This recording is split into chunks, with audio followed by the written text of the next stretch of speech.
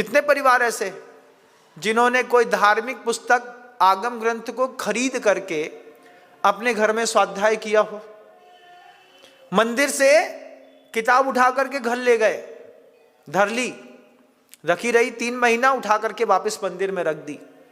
लेकिन कुछ लोग ऐसे भी होते हैं, ग्रंथालय जाते हैं, जेब से 1000 रुपये 5000 रुपये खर्चा करते हैं, ग्रंथ खरीद करके लेकर के अपने घर में जाते हैं, घर में जाकर के सामने ग्रंथ लगाते हैं।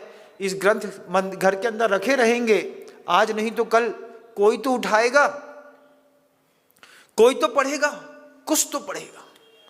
एक किताब नहीं है घर के अंदर, वो लाल वाली जिनवाड़ी, वो भी दादी के नाम पे पड़ी होगी, लेकिन कोई ग्रंथ नहीं है घर के अंदर करोड़पतियों के। ये जीवन का सबसे महान आश्चर्य है। उद्बोधन चल रहा था, गुटखा खाने वाले, सिगरेट पीने वाले, शराब पीने वाले सब सुन रहे थे। आप आश्चर्य मानेंगे, गुटखा खाने वाले, सिगरेट पीने वाले आज मुनि बन गए उस प्रवचन को सुन करके। मुनि बन गए।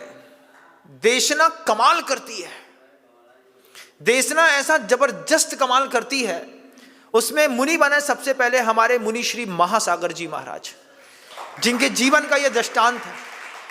गुटखा खाते खाते, सिगरेट फूकते फूकते उसके मन के अंदर भाव आया, महाराज कितनी ऊंची बात कह रहे हैं कि अभी तो तुम्हारे अनाप शनाप पुण्य का उदय चल रहा है, जिस दिन अनाप शनाप पुण्य का उदय मिटेगा उस दिन क्या करोगे।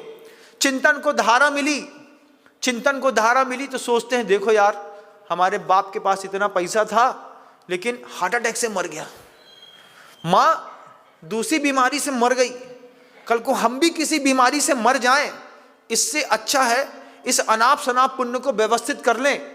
सही वक्त पर देशना कान में चली गई। गुटखा सिगरेट पीने वाले महासागर महाराज बन करके आज पूरे देश में धर्म की प्रभावना कर रहे हैं।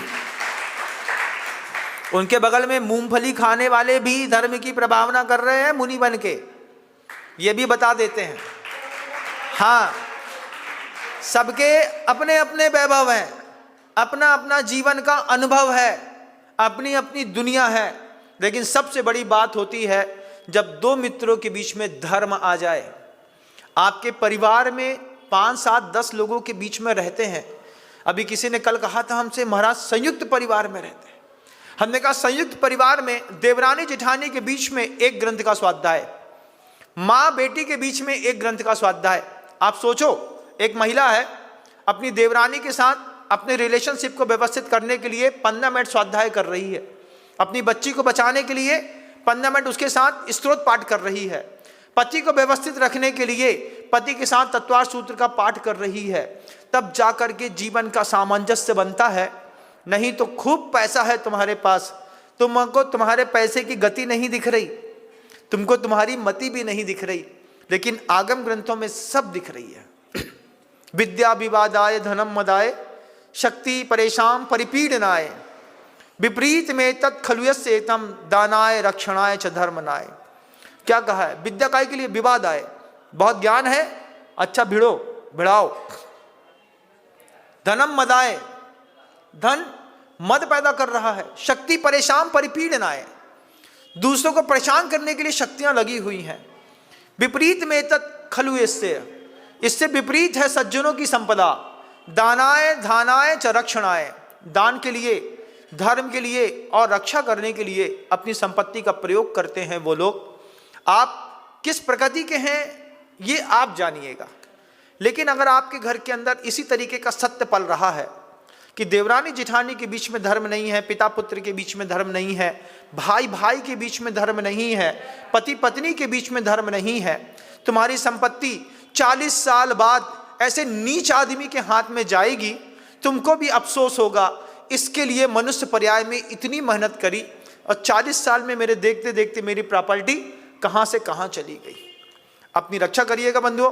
जीवन का सौभाग्य है अच्छा गुरु मिलना, जीवन का सौभाग्य है अच्छे गुरु का सही समय पर उपदेश मिलना। गुरु जी कहते थे सही बात सही समय पर समझ में आ जाए, इससे बड़ी दुनिया की कोई खूबसूरती नहीं है। आपको भी सही बात सही समय पर रखी है, आपको लगे कि समय सही है, बच्चे को धर्म के साथ जोड़ के बचाया जा सकता है। जवान बेटी को लौटाया जा सकता है, देवरानी के साथ रिलेशनशिप बचाई जा सकती है। बीच में माँ भगवती को जरूर रखिएगा, इसने सबके ऊपर उपकार किया है। आपका जीवन भी मंगलमय बने भावनाओं के साथ। गुरुदेव श्री विद्यासागर जी महाराज की। जा वाणी के ज्ञान से सूझे लोकालोक, सो वाणी मस्तक नमो सदा देथूं धोक। हे जिनवाणी भारती तो हे जपो दिन रैन, जो तेरी शरणा गहे सो पावे सुख।